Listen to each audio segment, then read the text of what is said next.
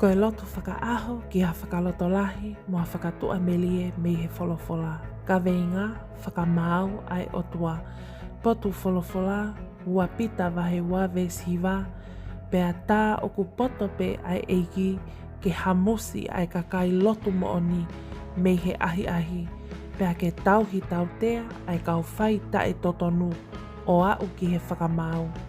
E meni, ke tau lotu.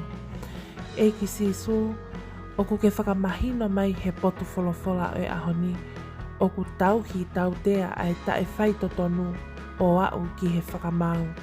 Ka oku ke hamusi ai lotu mooni mei he ahi ahi. Pea koe ahoni, oku au vete ki he awhiona, e ku ngahi anga whai, oku ikai ke totonu ki ho whinangalo. Whakamole mole i au sisu, pea oku au whakatomala i ho au, he e ku whai ta e totonu, i he e ku lea, i he e ku laka, i he ku ngahi whakawhia ngai kotoa pe ki he awhiona. I ho hua whape sisu kalaisi, o koe hoku whakamoui. E meni. Whakamala te tek mautolu, mō kau mai ke tau lotu hōwhia i he hoa koe ni.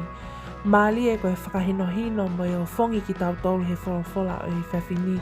Tala mai o ku tau ki tau tea ai otua, ai kau whaita e totonu o au ki he whakamau.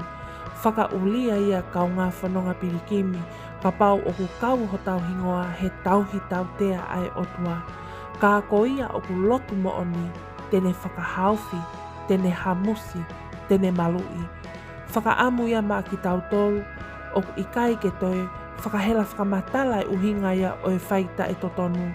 I longa ha mea o ku te whai, o ku ikai hoa mo tau me whitangalo o e eki, o ku ne tala mai he ahoni, te tā o sia ahono nunua i he aho o e whakamau.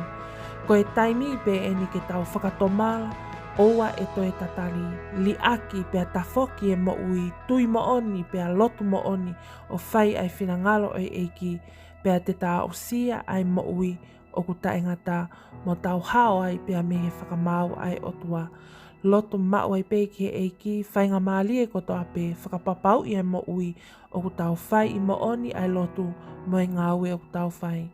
Don't forget to subscribe for daily prayers of hope and encouragement from the Bible.